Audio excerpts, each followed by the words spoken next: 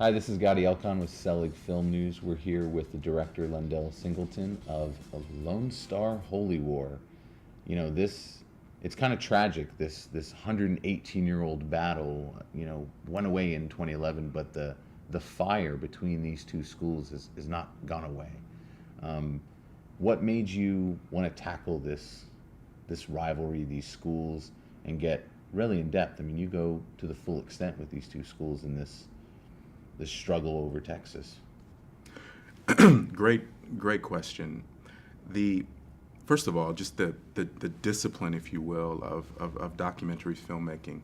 It demands that you begin with your blank canvas and you start with kind of a what if question. And our what if question was the two most profoundly powerful institutions in this state, Texas A&M and the University of Texas, have a 118-year football rivalry that just stops. They stop playing. So the question is, why did this happen? And that was how we began. That was the blank canvas that we began with, and we wanted to explore kind of everything around that story, because it became very clear to us that this was something. This game matters, and I use present tense. It matters to the people of this state. It is something that speaks to them, that reaches them at a very primal level. This is something that's generational, if you will. Yeah. And the fact that it's not played anymore, we wanted to figure out why. And thus our Homerian odyssey, if you will, it began with seeking an answer to that question. I didn't go to either school. I went to North Texas, but I know what Thanksgiving meant. We were going to watch, that game. It is the battle of the state. It is so ingrained into the state, and it's bled out of the two schools into, figures from both schools into politics, into law enforcement, into all forms of life. How much were you surprised at how impactful this game has been on the whole culture, it seems like? Impactful. I would say that the game represents the flashpoint of 150 years of philosophical, ideological differences between the two institutions, and they're different. Yeah. The way that they were formed were different. They were different in the womb, if you will. And the very flashpoint of the collision, if you will, of that difference became the football game. But the football game was only the tip of it. It was the expression of a lot of stuff underneath that we get to that in the movie. You definitely do. Yeah. Can we talk about some of the fun people you got to talk to, and was there anyone that said no, that didn't want to talk about this rivalry, or felt maybe too heated? Was there anyone that just didn't want to talk about it? I would say the short answer to that question is yes. There were a plethora of people who did not want to be interviewed on camera talking about this. That says something in itself. Maybe about the loss of the rivalry affecting how people look at the rivalry. I think that the loss of the rivalry meant the wounds were still fresh and open and salty at the time that we began making the picture. And because of the freshness of the wounds at that point, there were just some people that were like, no, we don't really want to touch this. We don't want to talk to you guys. Is it interesting, since A&M went to the SEC, it's opened outside of the state? We look at the SEC, if you're a Texas fan, very negatively. It impacts you, but you can also look at the Texas people that say, well, we got rid of the guy we've been trying to get rid of. That dynamic of them choosing to leave, that's so unique. It's not like they ended the game because they didn't want to play football anymore. They literally left the whole concept of the Big 12. They left the whole system. That's a statement in itself. Was Was that unique to talk to people about that part of it, the SEC involvement and A&M's choice? The departure to the SEC is a huge arc of our story. And one of the ways that we wanted to tell the story was to, as it relates to the separation between the two schools, to migrate away from any voiceover narration, is to to find the people to whom this meant the most to, the people who had credible information and insight and passion about the story, and allow them to describe the breakup in their words. So the way that the philosophic construct, if you will, of the film as it relates to your question is, we have one narrative arc where it's singularly the view from College Station. The A&M folks are saying, this is why we left. And we have a separate narrative arc which we call the view from Austin, where all the folks that feel associated, if you will, with the University of Texas, they tell the story of why the game is no longer played. That dynamic, it's still heated, even though it is separating itself. Maybe it's getting more heated. Where do you see in 20 years where these people will be at about this game? I mean, there might be the possibility they could come together, but there might also be a possibility it won't be. It is my belief, from having spent the year or so working on the picture, that ultimately the game is going to be played again. There is a groundswell of energy that's pushing toward that. And the two coaches now, Coach Sumlin at A&M and Coach Strong at the University of Texas, I saw earlier this week in USA Today, they've actually begun some dialogue about, okay, we want to start this game again. So ultimately, the game is going to be played. There's just going to be an outcry within the state that's just going to be too loud to ignore. So my belief is that the game will be played again.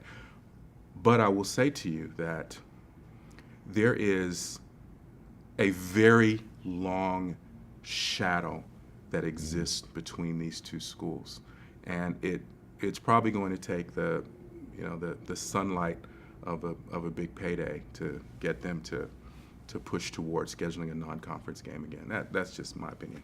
Can we talk about money? And I mean, these are wealthy schools. These are wealthy people behind the schools. There's wealth in the teams. Money is a big deal about the movie and about the culture of both UT and A&M. How is that? I mean, that not every college has that type of battle. What did you find in searching through the money side of this whole situation? Wow, that is a significant part of the story. One of the things that Coach Jackie Sherrill was a phenomenal interview for us, insightful, erudite, just cool interview. Probably one of my top 3 favorite interviews in the picture. But one of the things that Coach Sherrill said was, everybody talked about how the SEC, how Texas A&M was going to the SEC. It was a big deal for Texas A&M, and he pointed out, you understand, this was a much bigger deal for the SEC to get a school like Texas A&M, because Texas A&M, from the very moment that they go to the SEC, they're the wealthiest institution in terms of an endowment anywhere in the Southeastern Conference. So this was a bigger deal for the conference than it was for Texas A&M. And you're looking at two schools that have, excuse me, a significant endowment. One of the things that we bring up in the picture is that at one point, the endowment of the University of Texas exceeded Harvard, which you think, okay, Harvard was founded, 17th century, and the University of Texas, it exceeds Harvard. Well, there's a reason for that, and we get to that in the film, because we bring up the issue of the Permanent University Fund, which is 2 million acres of land in West Texas that was established singularly to further the idea, the practical expression of public education in the state of Texas, and how that money was parsed has become, over time, another sticking point between the two universities. Maybe even the harshest. I mean, it's definitely it affects a lot of people. And I mean, that's interesting that you guys go outside of the game and there's so much still battling going on. What was the what was the most shocking thing you found in your research about this rivalry, about the money, the politics, everything? What was the thing that stands out to you? What what stands out most to me, and I'll give you a football. Uh, I'll answer the question kind of from a football side of it because, we begin this journey to make a fairly straightforward, sports documentary. That's how we began it, and what it became for us was a picture that took on the topography of almost an American Masters type feel. This was becoming an American story that was rich and robust and filled with characters and of course the complex mythology of Texas, and it just became something so much bigger than just what was a traditional classic sports documentary. So that's really point one. But point number two, excuse me, I'm battling this cough. Point number two is the most significant thing that we uncovered from a football standpoint was the 1940 game. Wow. Okay. And the 1940 game was a seminal moment in this rivalry, the football part of the rivalry. Because from that point, from the beginning when they started playing 1892, 1893, the rivalry was certainly Texas dominant, but it wasn't just Texas obliterating Texas A&M. It was close, Texas would win a couple, A&M would win a couple, it wasn't overwhelming. But in this 1940 game, there's a saying, there's a sports saying, and it actually comes from basketball, but I think it applies here. And that saying is, in sports, fate turns on a flicker. And there was a moment in this 1940 game where something happened in that game. And we got the footage, the original 16 millimeter footage of that game. We got it from the Texas Sports Hall of Fame. We licensed it. And in watching that game, what we saw in that game, there was a moment in that game that forever changed the topography of the rivalry. And after the 1940 game, it took a quarter of a century before A&M ever began to even win significantly and really began to balance the scales again. And in that 1940 game, A&M won a national championship in 1939, and they came into the 1940 game in Texas expecting to just win again and go to the Rose Bowl and have back-to-back national championships. And on the first series of that game, there's something that happened that was so profound that it just flipped the rivalry on its edge. And it took A&M really 25 years to recover from it. And we actually have the footage from that moment. It's very cool. It's amazing to think about how crazy this history has been, and how long this history has been. Did you ever, when you and King and all the people involved, was there ever a moment you're like, maybe this is too big of a subject, or did you always think, no, we can tell this story correctly? Because what you guys have shown us is so much more than I think anyone knows about the rivalry. There's so much stuff people are going to be shocked about. Right. It's so enlightening. Did you guys ever have that moment where like, can we do this? And then how did you know, okay, we can do this? The story is, it's big. It is a much bigger canvas than any of us anticipated as we began the journey. The story it's massive and it's multi-layered, but like all good stories that are big like that, it's personal because it's primal. These are two of the same womb, if you will, that have been at odds from the very beginning. So we did get to a point where, we knew we could manage it because, fundamentally, we are documentary storytellers. So we knew we could sort it out, but the issue was in just in determining how we were going to layer the narrative arcs to present the story so that it was balanced, so that it told both sides, and we wanted to show respect for the deep history between the two universities.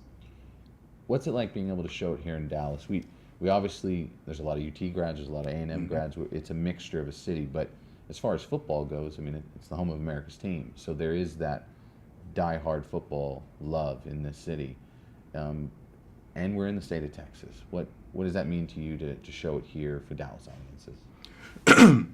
It is an honor for us to be able to screen Lone Star Holy War to an audience in Dallas. I mean, this is a town, this is a location, a region, a state where football matters the most. And to be able to take the story of really the two schools that represented the magnetic poles, if you will, and to tell that story and to tell it here and present it here is really it's an honor for us, and we think it's a story that we certainly believe it's a story that deserves to be told, that needs to be told. And there's one other thing I wanted to add to what you just said, to your question. It goes back to the breadth of what we were trying to manage in terms of sorting out what the story was. I mean, you're a filmmaker, so you understand. We ended up with 43 interviews and about 59 hours of interview footage. And how do you manage all of that into a coherent 74 minutes with proper narrative arcs in the beginning and the middle and an end, and give people an experience where they walk out, not bored, but wanting to know more? And that was really the challenge that we had. There was so much footage. And how do we go through all this and establish a proper narrative arc and a story that creates a relevant experience, a robust experience for viewers? Well, Lindell, there's no way boring could ever be even close to being brought up for this film. So there's no way I think you guys could have reached that. I mean, this film is so exciting. Thank you for bringing it here. And there's another part, a kind of last point I want to touch upon is football in this state. It bleeds down so much younger than college. High school football in Texas is a religion. It is part of the Holy War. Yes. And with these kids, a majority of them, UT and A&M is the big question. For the next generations, where do you see these two schools impacting the kids of high school today? Do you think they're going to flock to these two schools as much, or do you think the rest of the state is now open because this rivalry is dead? SMU's getting players, UNT's getting players. It seems like, will they ever get to the point that they were? Is that possible with the state now so big and massive with the sport? That's a tough question to answer with metrics and empirical data. But what I can do is just kind of offer my opinion about it, just from being on this journey. I believe there are 1,300 or 1,400 high schools in Texas that are fielding varsity football programs. So Texas is always going to be probably the number one stop on any university around the country is looking for Division I players. Texas is probably going to be the number one stop, because football is so important, so essential to the lifeblood of this state, and because those two universities they're always going to be at the pinnacle. And I know Baylor has a great program, and Texas Tech has a great program. TCU, tremendous history with the Horned Frogs, out of Fort Worth, and that's great. But Texas and Texas A&M are always going to be the schools that that every little boy is going to look at and say, what, if I could go there to play football, it would mean something to me. Wow, I think that's a good way to end it. The future going back to the schools. Lindell, it's been an honor, and I can't wait for people to see this movie. It's powerful. I have one more point I'd like to make, if that's okay. Sure, please. All right.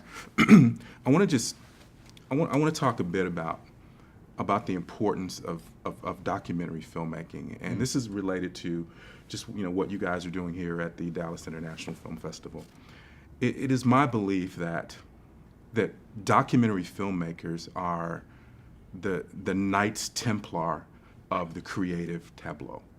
That it is the responsibility of documentary filmmakers to take their camera and to take their pens and to take their editing equipment and to go and find the stories that need to be told and to tell those stories and secure that truth for a next generation. And I really want to applaud just the commitment that your film festival has to documentary storytelling. So thank you so much. Well, thank you for on our side. Documentary filmmakers are the filmmakers that come here and they're passionate about their work. And I think that is why James Faust, Sarah Harris, Lee Papert, the whole team believes in documentary filmmakers. It's the reason why we're able to bring a Joshua Oppenheimer film here. Right. And potentially we could have had him here. He was busy, but I think that gets to what you're saying. Documentary filmmaking is a different beast than narrative. And I know I'm glad that Dallas has showcased documentary filmmakers, and so thank you from us too. Oh yeah, and I'm going to get in trouble if I don't mention that.